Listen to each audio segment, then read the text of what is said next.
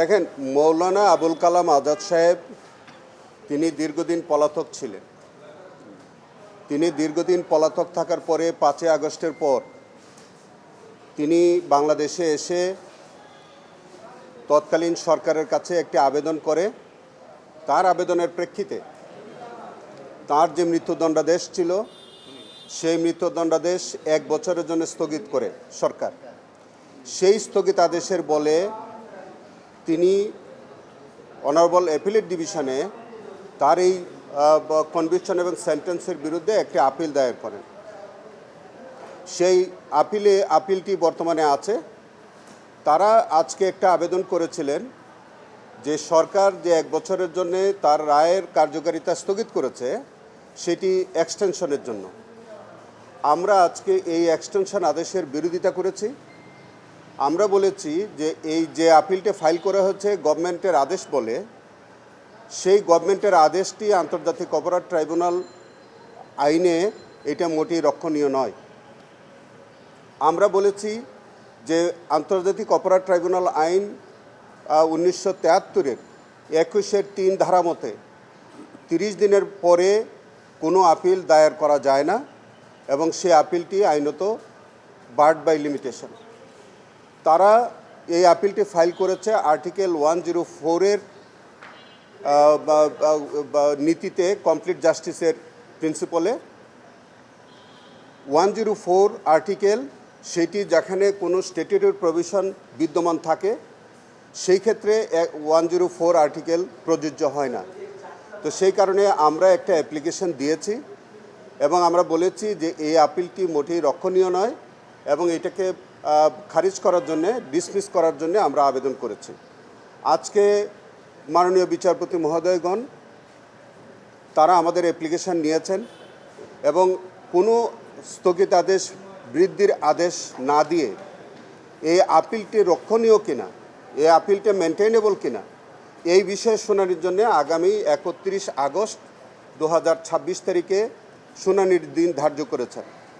এই আপিলটি গ্রহণযোগ্য কিনা, এই আপিলটি মেনটেনেবল কিনা আমরা পরিষ্কার করে বলেছি যে নির্বাহী আদেশ বলে যে আপিল ফাইল করেছে AKS অর্জন করল গিনেস ওয়ার্ল্ড রেকর্ডস।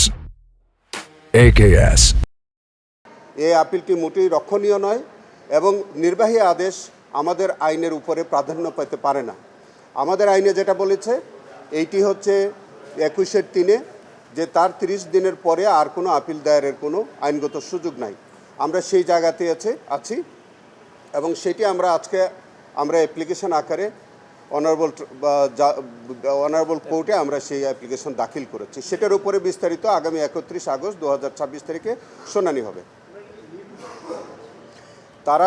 তারা আমরা মনে করি যে তারা একটা রং ফোরামে এই আপিলটি ফাইল করেছে। তারা আদালতের কোনো লিভ না নিয়ে বা লিভ টু আপিল ফাইল না করে তারা সরাসরি আপিল ফাইল করেছে।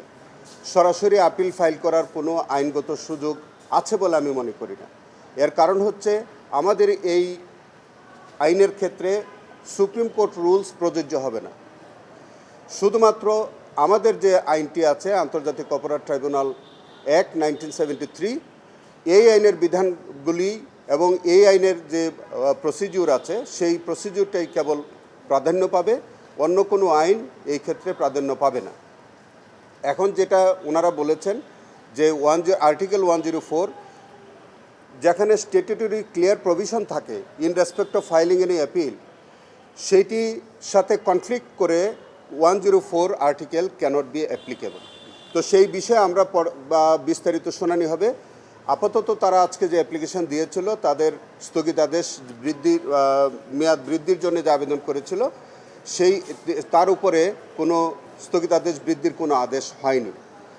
শুধু আপিলটা রক্ষণীয় কিনা এই বিষয়ে আগামী 31/8/2026 তারিখে পরবর্তী শুনানি হবে।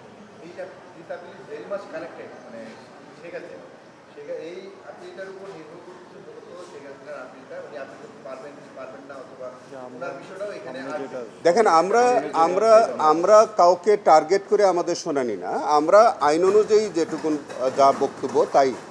আইন অনুযায়ী কোনো আপিল 30 দিনের পরে মেনটেনেবল না।